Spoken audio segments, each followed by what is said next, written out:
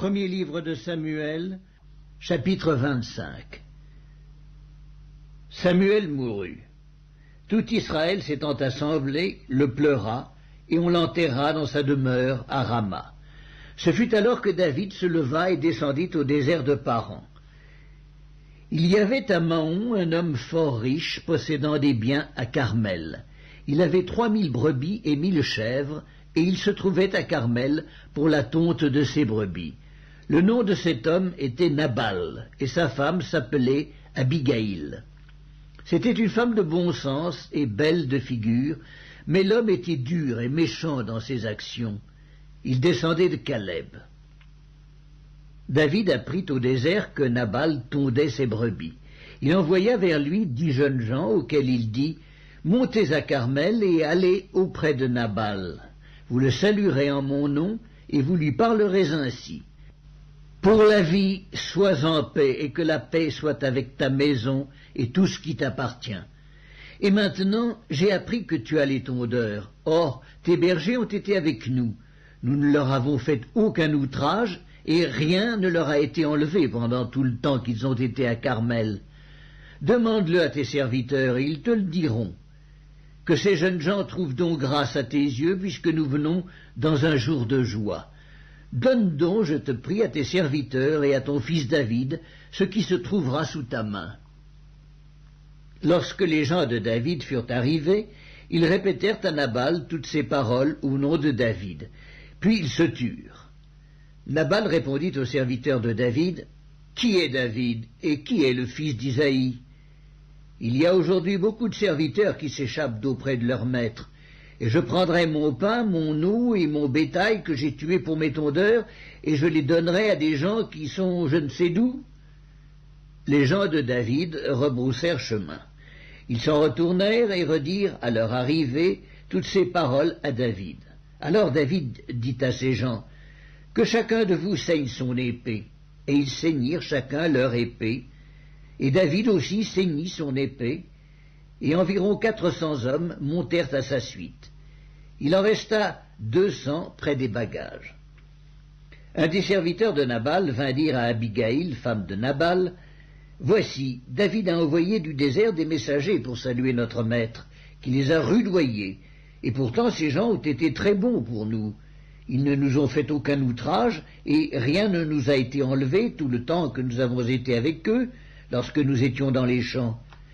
Ils nous ont nuit et jour servi de muraille tout le temps que nous avons été avec eux, faisant paître les troupeaux.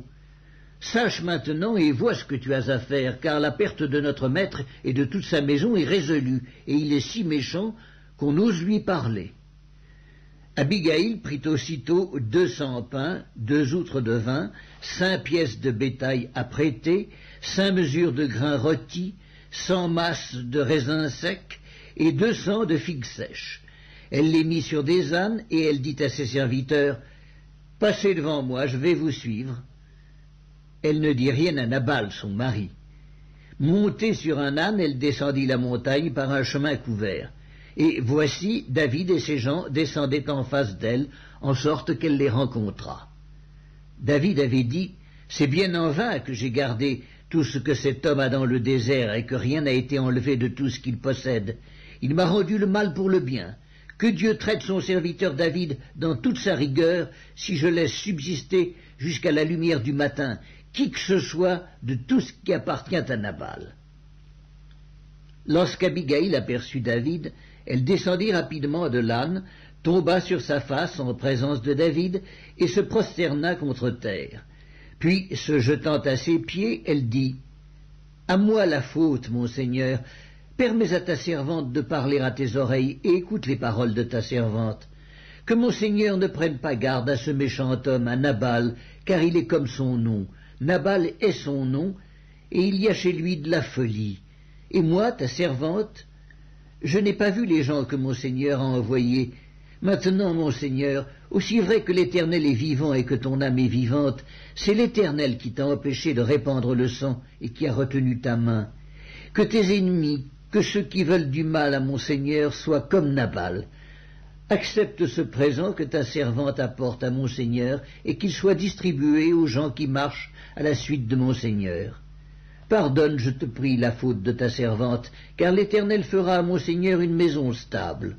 Pardonne, car mon Seigneur soutient les guerres de l'Éternel, et la méchanceté ne se trouvera jamais en toi.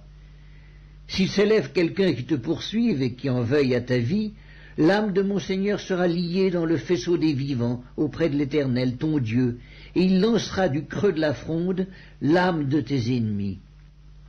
Lorsque l'Éternel aura fait à mon Seigneur tout le bien qu'il t'a annoncé, et qu'il t'aura établi chef sur Israël, mon Seigneur n'aura ni remords ni souffrance de cœur pour avoir répandu le sang inutilement et pour s'être vengé lui-même. Et lorsque l'Éternel aura fait du bien à mon Seigneur, souviens-toi de ta servante. David dit à Abigaïl, « Béni soit l'Éternel, le Dieu d'Israël qui t'a envoyé aujourd'hui à ma rencontre. Béni soit ton bon sens et béni sois-tu, toi qui m'as empêché en ce jour de répandre le sang et qui as retenu ma main. Mais l'Éternel, le Dieu d'Israël, qui m'a empêché de te faire du mal, est vivant, et si tu ne te fusses hâté de venir au-devant de moi, il ne serait resté qui que ce fût à Nabal d'ici à la lumière du matin. » Et David prit de la main d'Abigaïl ce qu'elle lui avait apporté et lui dit, « Monte en paix dans ta maison. Vois, j'ai écouté ta voix et je t'ai favorablement accueilli. » Abigaïl arriva auprès de Nabal, et voici, il faisait dans sa maison un festin comme un festin de roi. Il avait le cœur joyeux et il était complètement dans l'ivresse. Elle ne lui dit aucune chose, petite ou grande, jusqu'à la lumière du matin. Mais le matin, l'ivresse de Nabal s'étant dissipée, sa femme lui raconta ce qui s'était passé. Le cœur de Nabal reçut un coup mortel et devint comme une pierre. Environ 10 jours après, l'Éternel frappa Nabal et il mourut. David apprit que Nabal était mort et il dit, « Béni soit l'Éternel qui a défendu ma cause dans l'outrage que m'a fait Nabal et qui a empêché son serviteur de faire le mal. L'Éternel a fait retomber la méchanceté de Nabal sur sa tête. » David envoya proposer à Abigaïl de devenir sa femme. Les serviteurs de David arrivèrent chez Abigaïl à Carmel et lui parlèrent ainsi. « David nous a envoyés vers toi afin de te prendre pour sa femme. » Elle se leva, se prosterna le visage contre terre et dit, « Voici, ta servante sera une esclave pour laver les pieds des serviteurs de mon Seigneur. » Et aussitôt Abigaïl partit, montée sur un âne et accompagnée de 5 jeunes filles. Elle suivit les messagers de David, et elle devint sa femme. David avait aussi pris Akinoam de Jizréel, et toutes les deux furent ses femmes. Et Saül avait donné sa fille Michal, femme de David, à Palti de Gallim, fils de Laïch.